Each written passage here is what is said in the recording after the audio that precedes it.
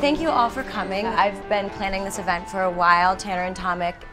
When I first got involved with the festival, they asked me to create this event, and I wanted to do something a little bit different. So we're going to we're doing more of a conversation between us, and then we'll open it up to the audience. I just wanted to introduce these amazing women who I am inspired by, and you soon will be too. We have Laura Lewis. So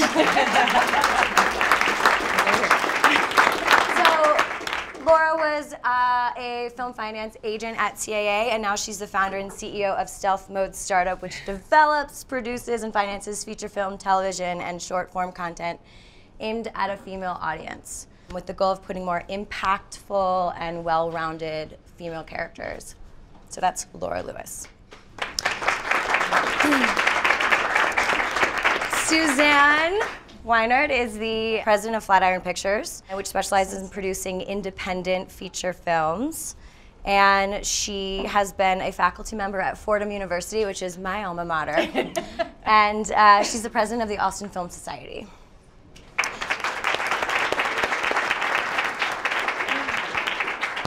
Lisa Whalen is CEO of SpectreVision, which is Elijah Wood's production company. She oversees all business and interests encompassing film, television, production, gaming, and all venues of future expansion.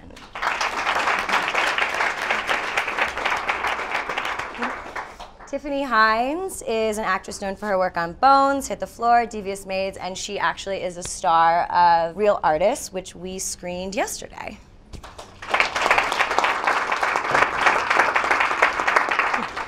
Laura Rister is a film and television producer and oversees production at Untitled. Laura previously served as head of casting and VP of production and development at Miramax.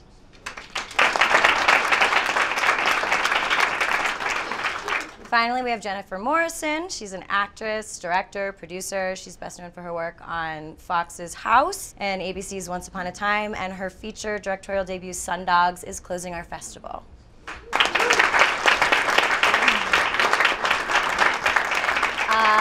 I am Alexandra Chando. I'm an actor, director, producer, and my short LPM, likes per minute, is Going Before My Movie. Going Before Jen's movie. Okay. Here we go. So I'm so excited to be here with all of you. So there's a shift happening right now. There is a shift happening not only in our industry, but in our world. I believe also planetarily, I believe in that stuff, but I think there's this force of feminine energy. And so I'm so excited and thrilled to be sitting here with all of you and hear your stories and hear how you faced adversity and challenges and enlighten each other. And so let's just get started. We all know that this is a pretty tough industry, and you really have to have a passion for what you do and a drive. And we all have a reason why. We all have our whys. I'm curious, I'd love to hear from all of you what your why is, why you do what you do, and what drives you. Whoever wants to. You know, for me, in the beginning, it was just about wanting to express my creativity. Wanting to access that part of myself, to get to know myself better. But as I've been working over the past 14 years, it's become bigger than myself. I've done a lot of introspective work, and I realized that I want to leave this world better than when I came. So a lot of the choices that I make now in my art form is about that, like telling a story that I feel like that people need to hear, that, you know, talking about the topics of the day, that when people see the story or they feel the story, that it will make a change at the end of the day. I love that. My first love was journalism. And so for me, I think I really entered this space of film and now television as well, because I thought that this was an opportunity to reach a larger audience with stories that have something to say, that challenge what you know. I frankly gravitate to stories a lot that have some sort of social or political impact. every story is different, and every story of every film or every project I work on is different. So the experience is something that is both fulfilling for me, but also something that I hope, you know, you get a sense of pride and, you know, just kind of appreciation for reaching, you know, if you impact one person, if you impact millions, you know, it's a lovely thing. So. Yeah, I mean, I think kind of similar to what Tiffany was saying. Like, I think initially when I started acting, I started really young. It was a way of escaping or trying to feel what something else would feel like. And then as that's evolved over the years, I feel like anytime I'm creating, it's just a search to understand. Whether I'm acting or I'm producing or I'm directing or I'm writing, I'm always looking at something that I have some sort of draw to, but I don't have a total understanding of. And so I kind of see every story that I want to tell as something that's like an opportunity to have a different perspective or a different empathy, and hopefully put that in the world and give other people the opportunity to have that perspective or that empathy or a chance to explore that in some way. And I think that touches on like what both of you have said in terms of like obviously wanting to make a social impact or touch on political stories, or, you know, every story is going to be different, and some things have a stronger metaphorical pull and some things are a little bit more surfacey, but ultimately I feel like I'm just always trying to understand. What Jen said is why I got into it. When I was growing up, we moved around a lot. So I used film, television, theater, story as a means of escape. And when you're in uncomfortable situations, like that was a home to go home to. But then I started to realize as I moved around a lot, it was opening up my eyes and world to lots of different cultures and experiences and languages and people. And not a lot of people get that, you know, and I started to grow into realizing that story can be used as a way to create empathy and awareness in other people that don't get to leave their worlds. And that's really what's been impassioning me the last, I don't know, decade or so in this business, is how we can use story to create awareness and to create empathy and open up people's eyes. And especially right now, I mean, it's so much more important. But to combine entertainment and that's a really powerful tool. And so that's what got me into it and led into it. My answer's so terribly trite, but I was a terrible liar as a child, and my parents literally said, you got to figure out a way to make a living out of that. So I just became a writer from a very young age, and my passion is when I hear people telling stories that I find fascinating, I just want to write them down and tell everybody else this cool thing. And then I got into producing because other people had these great stories that I wanted to control and bring to life. And I moved to Texas, where they are the best storytellers. When they catch a fish, it's this big when it comes out of the water, but when they tell the story, it's like this big. And so I moved to Texas, and I suddenly met all these amazing people with these great stories to tell. And so that's my passion now, is like finding the quirky, interesting story to kind of bring to everyone else. Everything's not bigger in Texas. They think it is. That's where they think it is. Yeah. Mine is so much more selfish. I just loved TV and film, and I just wanted to be a part of it.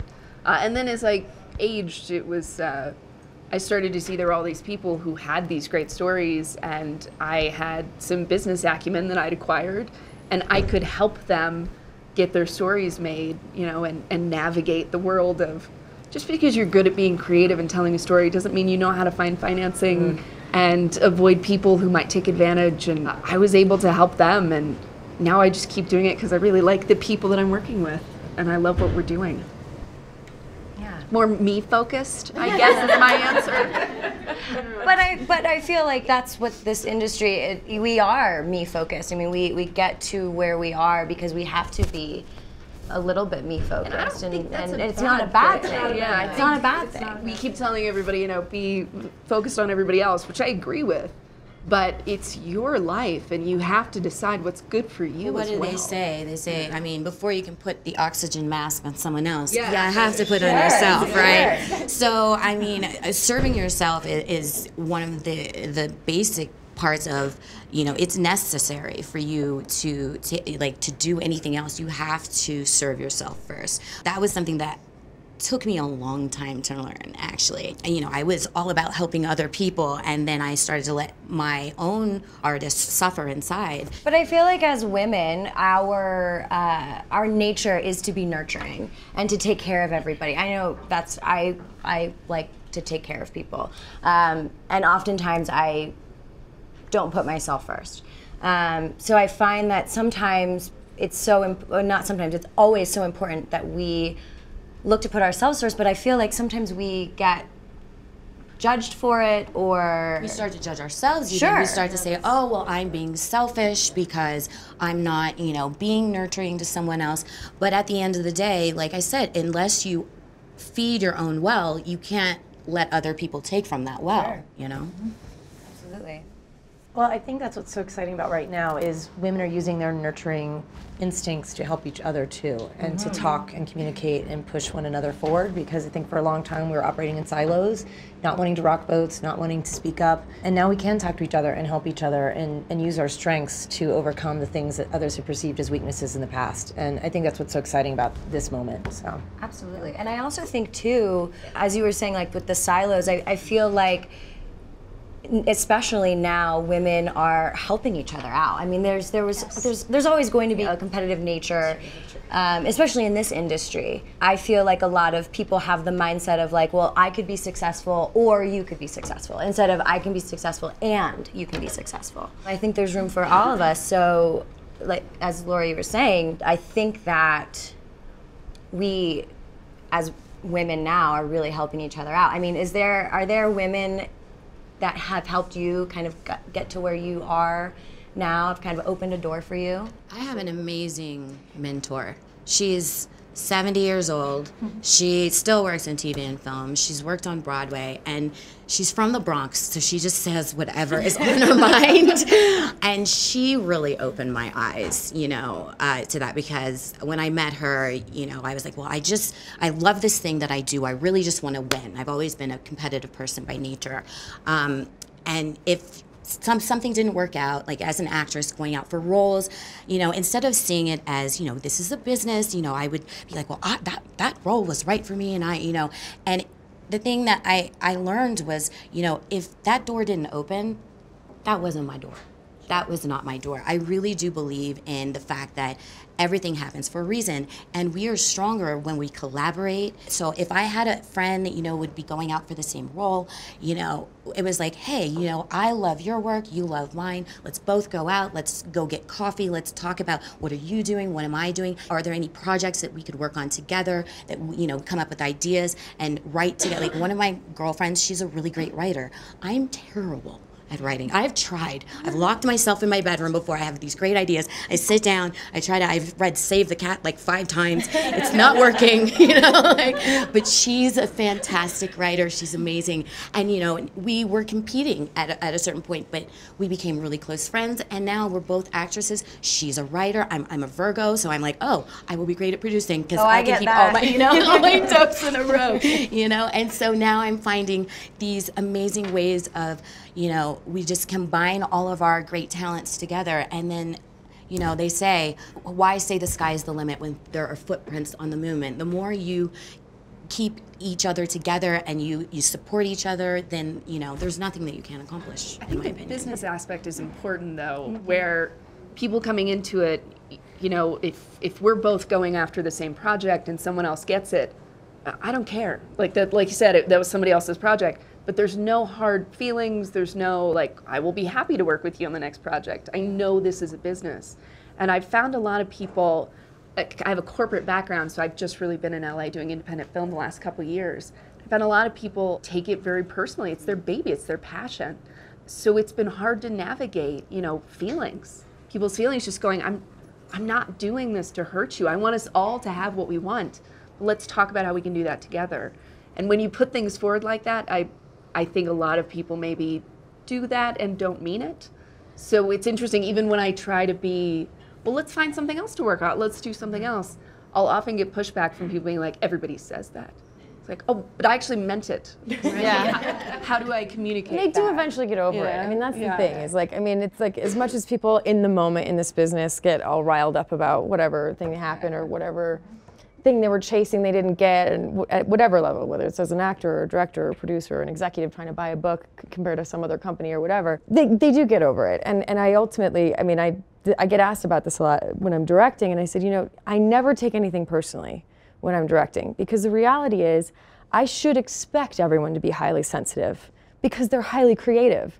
So you have all these people that you've assembled around you, and they're around you because they're highly creative and because they're highly sensitive. So that would be really counterintuitive for me to suddenly be like, how dare you be sensitive and creative and have your feelings hurt over this, you know what I mean? So instead of like being surprised by it, I sort of just get ahead of it and go like, I'm not gonna take this personally. Like, I understand that you're hurting, or I understand this is going on.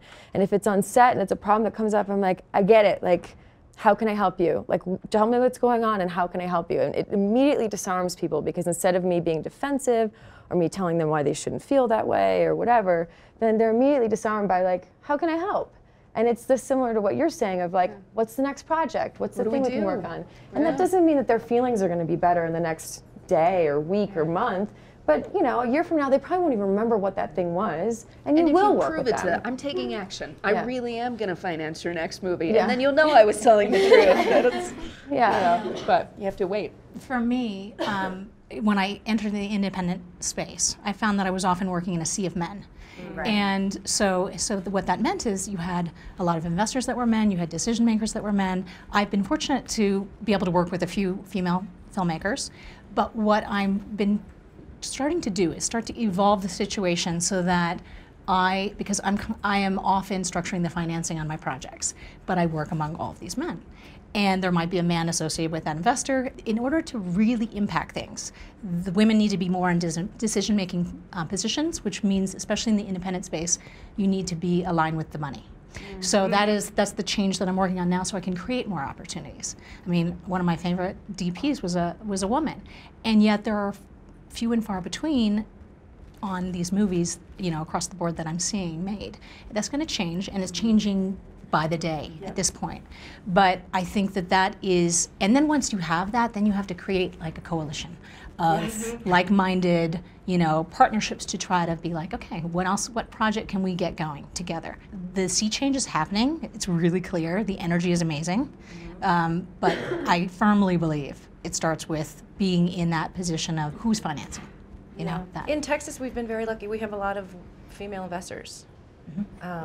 And maybe because a lot of our financing comes from oil and gas, there are just as many women who have come from families that are in oil and gas, and they control the purse strings. So we've actually been very successful. A lot of the financing we've done has been through women. That's amazing. And they love going back to their friends and saying, I'm doing a movie with, you know, whatever. And it's interesting what they find interesting about the business versus some of the men financiers I've had to deal with. Even if it's a male financier, male investor, we women, I don't know what it is, but we need to go and align ourselves with those male investors and be their partner.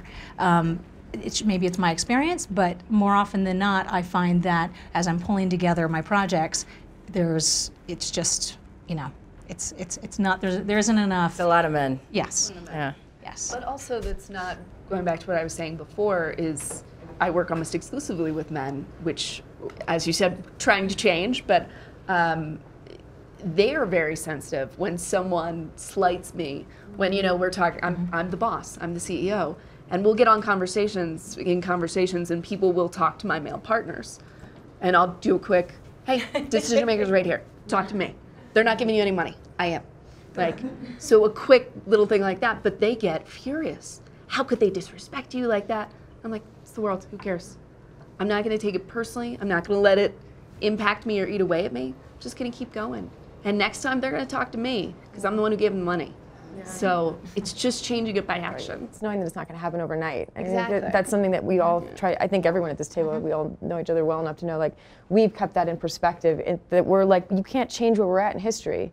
This is where we're at. We can do our best to make tomorrow better, and the day after that better, and the day after that better, by doing the things that you're saying, where, you know, correcting something in the moment and hoping next time that happens. But by sitting and like being pissed about it or being like vengeful about it, that's not going to accomplish anything. That's not going to move anybody forward. But to just kind of nicely nudge it that way each time and be like, I get it. I wasn't that way before, and I know it's not what everybody's used to, but like what everybody's used to is changing now. And they're not bad people. No. It's not about the people. the men who do it, I don't take it personally. It's just. If anything, I feel like it's inspirational to be at this point in our history, because there's been so much done before this time in history, and now we're at a changing place as well, and we get to pick that ball up and pass it on to the people coming up behind us, and I just find that incredibly inspirational, and it almost makes me feel like I have a duty to do so.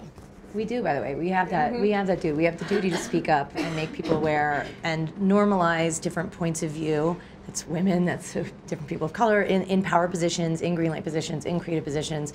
But we also have the responsibility to push back on the subconscious bias, that we counter, because otherwise no one else will see it. So how do you create change, and then hopefully generationally it will get better and better. But it's on all of us. Yeah, and I also think within that it's important for all of us to stick together as friends. We're talking a lot about the business, but I think some of the women that have made the biggest difference in my life, not just as a person, but in my career, are the friends who are there at 1 in the morning when I'm going, I was just in a massive pitch meeting. I was the only woman in the room, and I threw this all out there, but I walked away going, I don't even know if I know what I'm doing. And then you have someone going, you know what, I have been in that situation, and here's what I said, and here's how I followed up on it, and here's what I did next, and here's how you handle this. And then they share that with me, and then the next time around I can share that with somebody else. And it's like, it's having that collective of friendships as well, to be able to have each other's backs when we are in these new moments. Like, I'm not gonna, every situation I walk into in the next 5 to 10 years are not going to be things that I'm prepared for. They're going to be things I'm jumping in the deep end on because I haven't done them yet, And as much as I want to be fearless in that, and I know I have the support system to do it, that doesn't mean I'm not going to have insecurities or I'm not going to have needs along the way. And that's what we need all of each other for, is to be able to pick up the phone and be like, hey, Laura, I know you've done this a million times and I haven't. What would your advice be on this? And actually using each other as resources. I think men have been really good at doing that. They've got that sort of, brotherhood, like heartbeat to it. And it's like, we got to find that sisterhood as well. And also sometimes reach out to the men who've been there before and say like, hey man, how did you do that? Like, what's my best chance in that situation? Because I haven't been there, but you have. And not having an ego about that either, Yeah, and to be clear, I'm sure all of us are very accustomed to working amongst most men, and so therefore we have very strong collaborators who are men, and I wouldn't change that for the world. It's just about creating balance, because then content will change, opportunities will change, the energy of any given environment will change. So the confidence can be there, to work among these men and have that mutual respect. But I look forward to this evolving situation, because frankly, I think the men will appreciate it as well. I do think there's also just something about creating kind of a norm. Like, I went to film school and Catherine Bigelow had gone to my film school.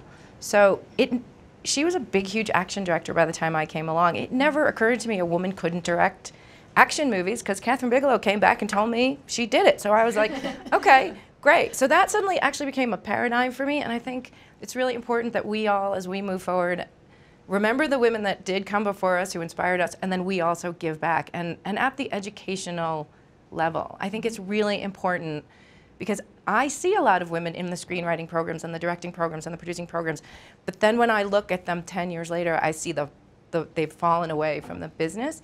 And I just think it's really important to make sure you speak to those women and let them know that all things are possible. Because had Catherine Bigelow not been someone that really spoke to my class, the year I graduated from film school, Lisa Cholodenko, Kim Pierce, I went to film school with all of them. They have all directed people to Oscar nominations or Oscar wins, and I think a lot of that was because we were so inspired by Catherine. I don't know that they would say that, by the way. I don't. But it is really interesting to me when I look at how many female directors, successful female directors, came out of the class that I graduated from. If you look at the statistics, the film schools are pretty much parity.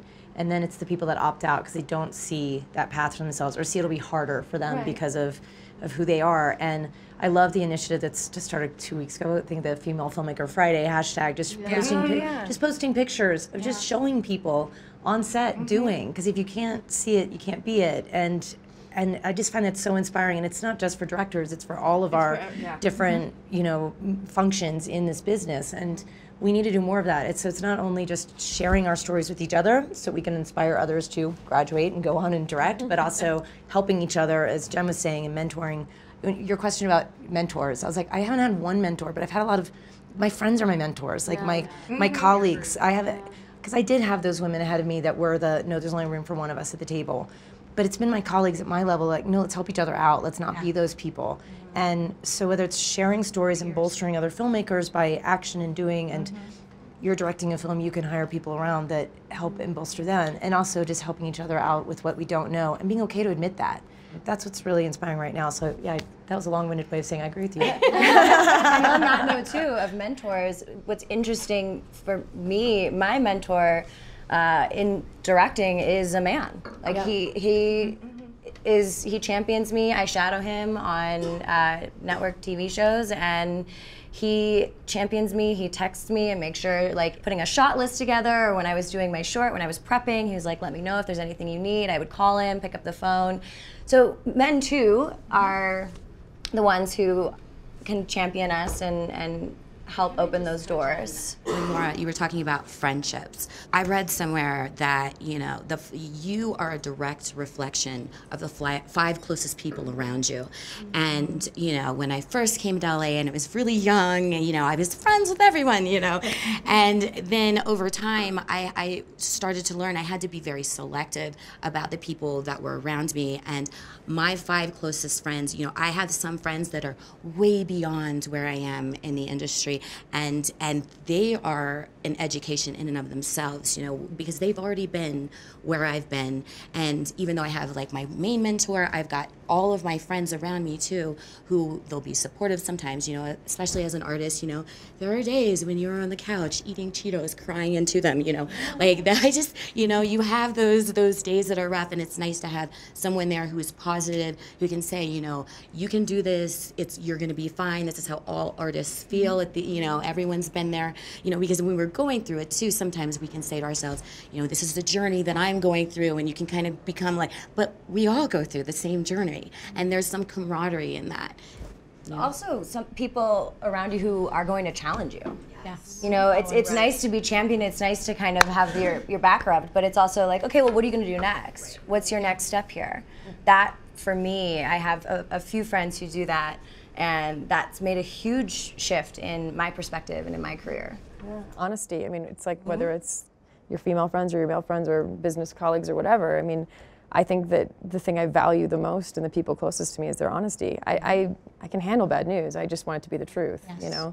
And I think that's it's a big thing that is lacking in the industry on all levels. Oftentimes it's like everyone's so afraid of hurting each other's feelings or letting someone down. You just seem really evolved, I have to tell you. Because like, I'm like, you're sitting here talking, and I'm like, oh my God, like she's so great. Because I mean, emotion sometimes, I feel like as producers, like we're just juggling all these people's emotions. Yeah. And like, but you are. I mean, that's the thing. You're part. Yeah, no, but like, and so you just seem therapist. so you know, that's well-adjusted and calm. I love it.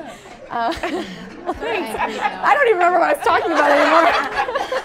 I'm just blushing over here. Oh, truth. The truth. But I think that's. But I do think that that's like a really. I think that's a big thing that like I wish someone had talked to me about that when I was younger in the business. Is like, you know, I was just talking to Eric Amadio, wherever he is right now, this morning about this. You know, because I think I had a lot of trouble owning my truth. It's not that I lied. I just felt like I wasn't sure if I was like sure-footed enough to actually say in a meeting, you know, I don't really like that, or that doesn't feel right for me, or here's the 80% of the script that I love, but here's the thing I'm concerned about. It took me a long time to find that voice. And I think that the people who get further faster find that voice a lot younger.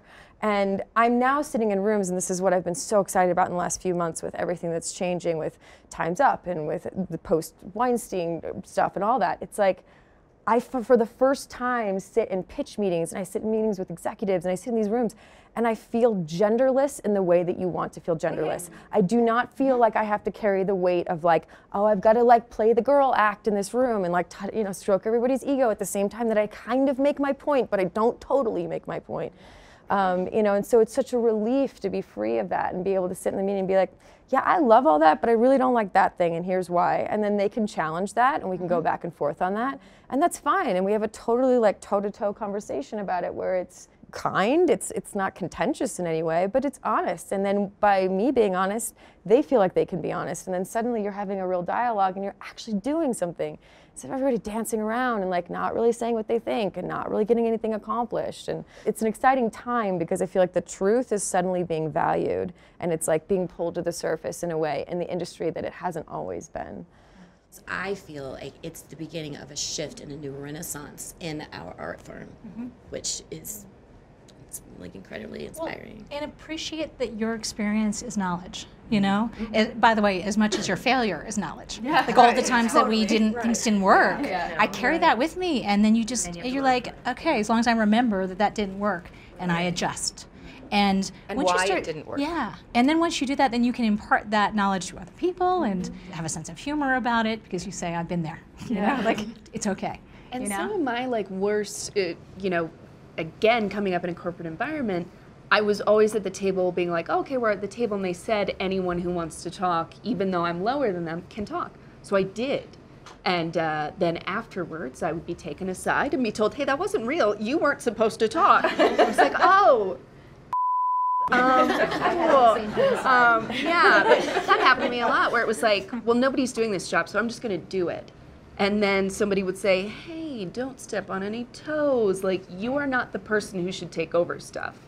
And when I look back on it, yeah, it's because I was the only woman in the room with the other executives, maybe. But also that I don't care. I learned from it. I grieved it of like, you know, your boss taking you aside and going like, people don't like when you speak out. Like, okay, that's really good to hear for my like psyche in life, but also, you know, kind of F you. It's a little bit like I learned from that, and now when I bring that, I have a lot of women who work for me, and when I'm straightforward with them, I feel like I'm doing the same thing someone else did, but not in a mean way, and it's not about them being a woman. But also, I remember that every time of like, oh, when your boss takes you aside and tells you not to, that really hurts. But I kept doing it anyway, and I hope everybody else is doing that too, because it worked for me, so maybe that just works for everybody. Well, I find too, so I am very direct. I am very decisive. When I'm in my work mode, when I'm prepping for something or directing, I give a short answer because I'm definitive and direct, and I oftentimes, a few men too have actually been saying like, well, she's kind of cold, she's kind of mean, and I feel like as women, when a man is like that, it's like, well, he's strong and he's powerful and whatever. When it's a woman who's direct and a woman who's saying, no, this is what I want, or no, this is not what I want, this isn't right, or this isn't how I feel about it, it comes off as a negative. And I think that that's something, hopefully, that's starting to change because women are now in power positions. I think it is starting to change, and I think it will continue to change, but I also think that it's worth looking at it as a piece of information. Sure. I think that when you are direct and you're honest and you know you're being kind, and you know that for yourself, if someone chooses to be offended by that, that's about them. And you get a lot of information about that person in their reaction to you being direct and kind and honest in that moment. And so I've started to learn that like helps me file people a little bit. Like, oh, okay, I'm safe with you. I'm not safe with you. I can be honest with you. I have to be a little careful with, you know, it's like, and I just let that reaction be like information about whatever's going on with them, you know, instead of it being something to take totally personally. And that might be more of a female view. I do the same thing. It's I deal with people and then I learn how they receive news and I file it away. And then I find myself telling my male colleagues, like, don't call them and directly tell them this. Call them, give them a heads up, maybe take them out to coffee. And they keep being like, what's going on? I'm like, they're going to receive it better. It's going to come out better. And they're not naturally doing that. I was surprised that they weren't filing everybody differently in that how they receive news sort of way. I mean, male and female, a lot of people aren't good with psychology. You know, like I was always shocked at how hard it is to, when you're hiring people, to like how to interview for that section of the part that is so important in our business when you're dealing, as you were saying earlier, with creative people across all the different functional areas. But a lot of it, psychology's hard, you know, so. But And I in no way mean to like say like, oh, it's not a problem that people will stereotype women to be like, oh, they're sort of like bitchy or mean or something because they're being direct. But I do think that it is really revelatory about the person that you're dealing with, you know, and whether or not you want to be in business with them and whether or not you want to align yourself with them. I've very recently had to like sever some ties in my business life, and you know, when I look back to the beginning, I was like, oh, those red flags were there. Like if I had that awareness 10 years ago, I could have maybe seen it coming, you know, and then it all plays out and you look back and you're like, oh shoot, it was everything in life, it was right? all It's there. a lesson or a blessing. So the people that you meet, they're lessons or blessings. And so whatever happens in situations like that, you can say, oh, okay, this is a person that I would like to go forward with. They're a blessing. Or you know what? I've learned the lesson about who they are. And now I know anytime I meet someone like that in the future, I know how to move forward. I also think, though, if you're talking about being a director, for example, like, so what if someone thinks you're a bitch? Like, I mean, no, quite honestly, like, I think that's a very female thing, that who's ever in charge or feeling this way wants everyone to like them. Not everyone has to like you. And trust me, no male director goes home and is like, I wonder if so-and-so likes me. You know what I mean? So it's like, in a way, I would just kind of, I negate the whole premise. It's like, if someone doesn't like you, that's on them. That's on them. It is on them. Yeah, Put your absolutely. man hat on. Right, because as long as you're being knows kind. about these things. So, right. As long Are as you you're not being an kind? actual bitch Are and you being being kind fair? and being Are you doing your job Yes. properly? Like, yeah, but the idea that someone may not like you because you were short with them, I reject the premise at this point. It's like, too bad for you. And by the way, Figure it out. Grow up. it can't be said enough in an age when we're always emailing or texting or when we communicate. My rule, I try to, you fail on this a lot, but my rule is to try to, if you receive something incoming that's tough, rather than respond, you pick up the phone and you call them and you have the conversation as much as you can, because it's so hard, so much is lost in the nuance. You know that they're reading it with their lens, and you're reading it with your lens. So the two things aren't always going to match. And I say that because when you really think about how many tough conversations you might have, oftentimes it's communicated in some sort of written way, and tone is lost always. Absolutely. I mean, tone is lost with like parents and boyfriends, and so imagine people you've never even met. You don't even know what their tone is.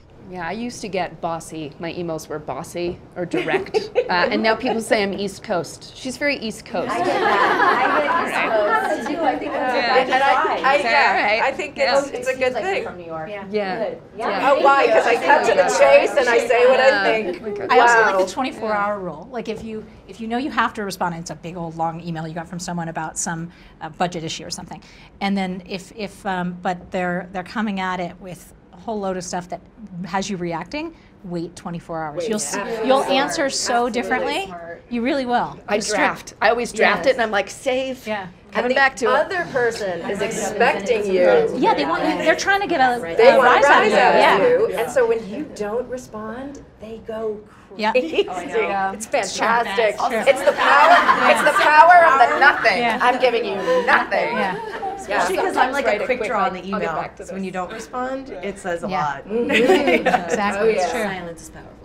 So just a little bit more of a personal level. What do you think your strong suits are in your line of work, in your business, and your like? You're like looking at me. Well, I mean, we're gonna. You have all the strong suits. And what do you pride yourself on to bring to the table? Empathy. I do try to look at every situation with the lens of where's that person coming from. Whether that's a filmmaker you're working with, whether it's a financier you're working with, and then I think I'm good at bridging that divide when you're helping people with one another. And you have to open your eyes and open your ears, and we deal with so many different personality types and functional roles, and I love being that person that organizes and bridges those gaps, and has an awareness. And going back to what you were saying on the filmmaker front, if someone said to me recently, oh, I can't deal with that filmmaker, and I was like, why? Like, she's so easy to deal with. And I realized it's just, they don't know where she's coming from and what had happened to her that day, because they don't ask about someone's life. So yeah, empathy. And that's what I want to imbue into the storytelling too, so. I would say excitement. Like, I love making movies. I remember just when I was young, Pauline Kael, for those of you who are young and don't know who wonderful film reviewer. Yeah. She once wrote back in the day that for her, going to the movies was like going to church, and that every time she sat in a theater as the house lights were going down, she silently said, "Let us pray." And I still feel that way. I love making movies. My happiest day is always the first day of shooting. I was like the one time I'm there like 2 hours before everyone else, and I'm just so excited, and I love that. And so for me, it's just always, I get so excited when I find a script I really love. I get really excited about it, and I force people to invest in it. And when I see a film that I really love, made by, say, someone at this table, I just get so excited. I tell everyone about it, and so for me, it's still about just the excitement. I live in Austin. It's a very small community. I don't deal with the Hollywood life every single day, which I did for 10 years and decided I didn't want to do that anymore. And we're a very small community. We don't make big movies. But I don't know. I'm still allowed to be excited about it there. So for me, it's excitement for sure. Mine is, I think I'm impervious to stress, which makes me crazy, I know, but I don't get stressed out. None of this is real. Like, we're making movies, it's for fun, like, I don't even, it's just like, this is all fun. If everybody's miserable, go find another job. So, like, I don't get stressed out. People come, we lost a lot of money. Cool, we'll find more, we'll push. It's like, but everybody, work it out. As our friend Eric said. Yes, the other day. I was pointing at him. Eric should be on this panel. We're not curing cancer. I mean, it's we're making art and we're making an impact, but it's not that serious. Yeah. Sometimes we're just making entertainment. Yeah. Art can be a stretch, but we are making it. And I love entertainment as much as I love art. Love it. Don't stress out, but I'm a Virgo. We do that really well. I have to sit on my yoga mat like 3 times a week to keep from stressing out.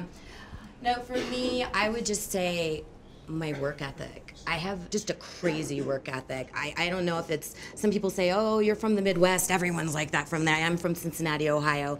But I just, ever since I've been younger, like anytime I love something, especially with what I love now. I mean, my acting. I love, like you said, I love movies. I love stories. My mother used to, in the summertime, just drop me off at the library, and I would read from like 9 in the morning until she picked me up at 4 in the afternoon. Like, I just love stories.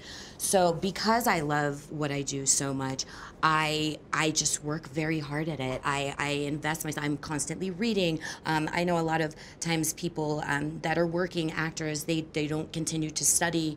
I'm still studying with a coach. I still surround myself with everything in the industry as much as I can, and I love to learn. I just love learning new things. Like, anytime I meet someone that has been somewhere that I haven't been, I'm like, well, tell me more. I'm just, even being at this table with other women. I mean, I'm just an actress right now, but I love hearing. Don't say that ever. Not just. I know. Just. You are an that actress I'm right an now. actress right now. Not just. But I love hearing about, producing and directing, and all, these women that are wearing so many different hats. I want to do that. I want to learn as much as I can, and it's just, it's amazing. I would say my optimism. And so I've had some hellish filmmaking situations, boy, hell. And so when I look back at them, I can talk about them as hell, but with a sense of humor. So I'm always, even the worst of situations, I have that perspective of, we're not coming up with the cure for cancer. We are making films. And that experience might have been difficult, but I learned a lot from it. It informed who I am. I'll take that experience with me. So I always look at it from a lens of, okay, this is, I kind of tend to have a good energy about the situation. So I think that always impacts every project I work with. And one more thing is, I have a passion for the process of storytelling, the process of making projects. So that, I always say every project has a different story.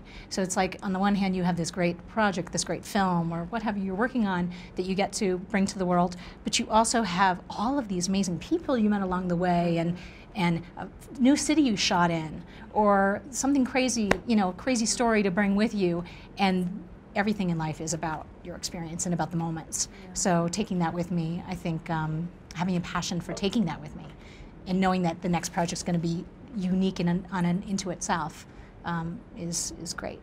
I'd say that my greatest strength is that I thrive under pressure instead of crumbling under pressure. I've ended up in so many high-stress situations, not just 18 hours a day and 9 months out of the year on television shows and the crazy work hours and all that, but like Sundogs, the way it came together, I had 9 days of prep. I shot in 18 days with 0 overtime. I was doing post in LA while I was the lead of a television show in Vancouver and flying back and forth. And so there were all these circumstances sort of like laid against me, and everyone kept looking at me like, when is she gonna fall apart? And I was like, not just not falling apart, but I really thrive under that. I really believe the film is what it is because I was in a high pressure circumstance or continuous high pressure circumstances where there's no time to overthink, there's no time to like work yourself into a hole. You just have to live completely in instinct and sort of just, get into that zone where you're creating something that feels a little bit outside of yourself in some way. So I'd say that's been my strength.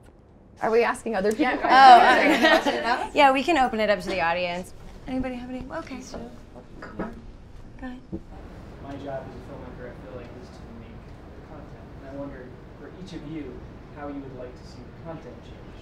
I think it's starting to change, and part of the way that it's starting to change is by what people are actually going to see. I mean, I think Lady Bird is one of the biggest examples that we would probably bring up at this table. I don't want to speak for everybody else, but just in terms of like, not only was it a well-made film and great performances, but I sat there and I went, how is it this is like one of the only examples of a female coming-of-age story that has actually been wide-reaching like this? It's like there's hundreds and hundreds of coming-of-age stories like that for young men and a handful for women, So it's not so much that, in my perspective, that it has to be like, oh, we need all these stories just about women. I think it's just more about finding that balance in content where you feel like both perspectives are viewed, and whether that's talking about gender or talking about politics or talking about race or talking about sexual identity or, there's all these things in the world that certain sides of it have been really shortchanged. So it's not so much like it has to only be about that, but finding the balance of how to bring that to storytelling in a way where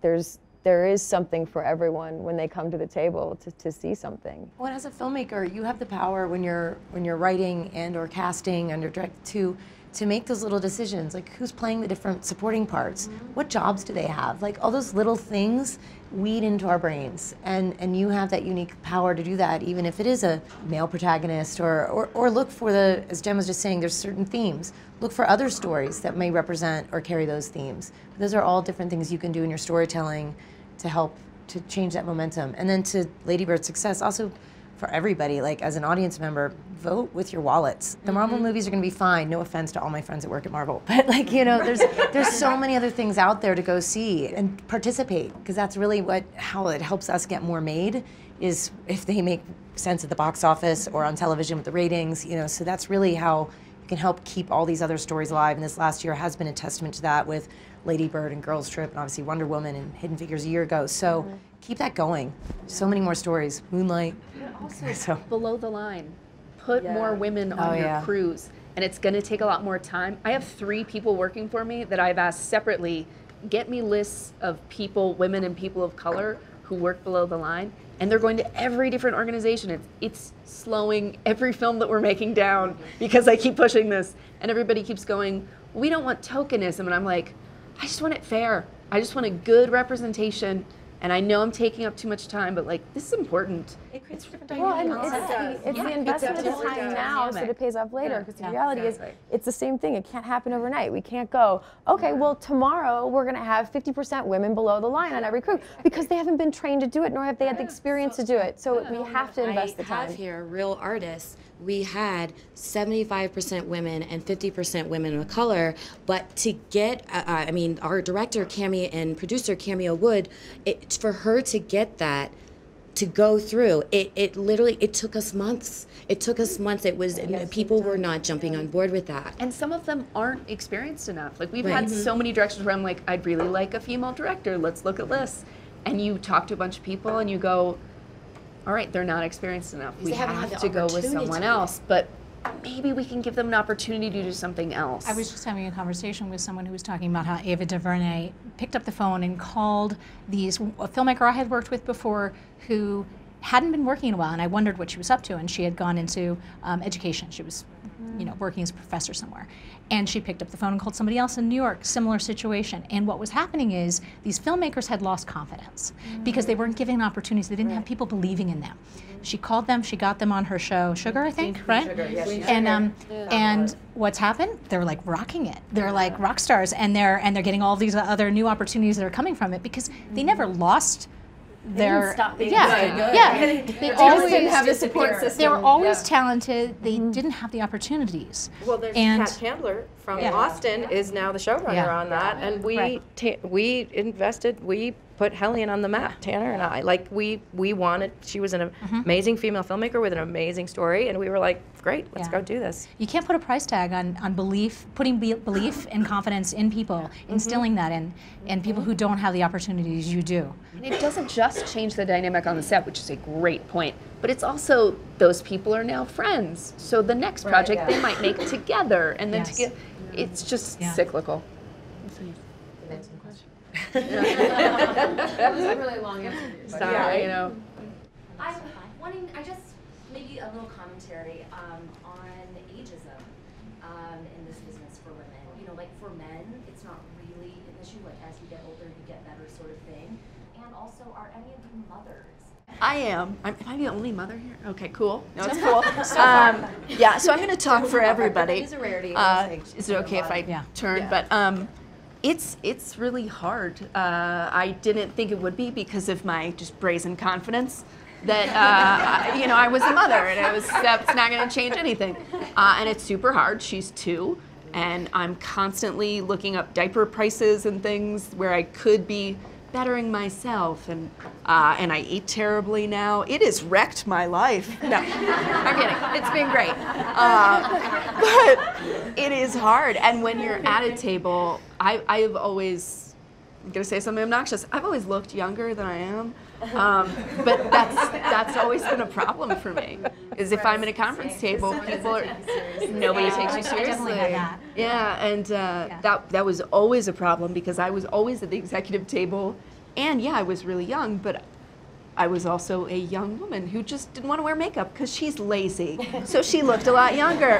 And that was a huge issue for me. People were constantly saying, you know, like, well, I don't think you really have the experience today. And I was like, oh, I actually just launched 3 of these projects, but you can't say that because then you're bossy. So I've definitely seen both the ageism and the mother thing is hard, but I mean, that's life-changing and awesome. If you want to have kids, get out and have kids. And there's so many people in the industry who are supportive of that, who it's like, we have these little babysitting groups together, but it changes everything. Your whole brain is shifted, where it's like, okay, like we're leaving, you know, we came up for this panel, my kid is 6, so we're going back right afterwards. But also, I left her. She's fine. She'll be okay. Mom's gonna go talk on a panel. Yeah. She's at home with the burners on. But I'm a great mom. But it's really hard, and it's been really difficult. I have a lot of female friends that are much older, and they can't find work anywhere. Like it's in the jobs they're at. I would say it's a much bigger problem for women than it is for men. I don't know. I'll also say to that point, and dovetailing on the Queen Sugar example, I know so many women, in fact I just had lunch earlier this week with a friend who opted out a little bit because the responsibility of raising children still tends to fall on the women, and our business is set up in a way where you shoot in Atlanta or Vancouver or Eastern Europe or Canada, and you can't leave for a month, 3 months, 6 months, depending on the length of what a TV show, you know, and so many women have to make choices and choose to opt out, then either they can't onboard again later, or it leads to the lack of diversity we've all been discussing in terms of the percentage of below the line and above the line, and it's a real problem. And, you know, I personally want to lobby the California government for better tax credits and subsidies in our state that are based on, they really do economics, the subsidies and the tax credits around economic issues, but this is a gender problem, and it's a discrimination problem, in my opinion. So I'm sure many of us agree, and because so many women have to opt out. And so I haven't seen the ageism as much, but it's been a lot about having to take their foots off the gas pedal and then how to get back in. And that's a problem. For me, I know, I mean, I've been working for 14 years. I look young I'm in my 30s, and as I've grown and gotten older, I mean, I am from the Midwest. I've always thought, oh, it would be wonderful to get married and have children. But I did find myself coming to a point, because I feel like there is ageism. I'm aware of that. I'm aware that as a woman, unless you do wear these different hats, that there's a window as an actress that may close on me.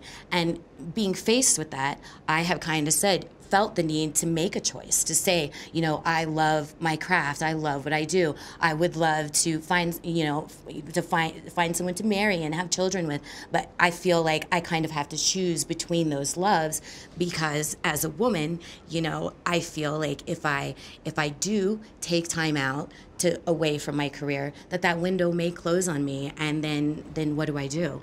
You know, and I feel that very strongly. I was in labor on a conference call in the hospital, like no joke. There wasn't like a difference.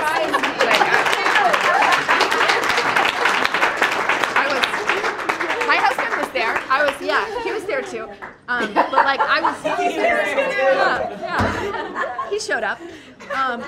But it was like we were talking, and the conversation got ridiculous, and I was like, all right, guys, I'm in labor. I can't talk about this anymore. And it just pin drop silence. Everybody was like, what? And I was like, did I not mention that I'm in the hospital?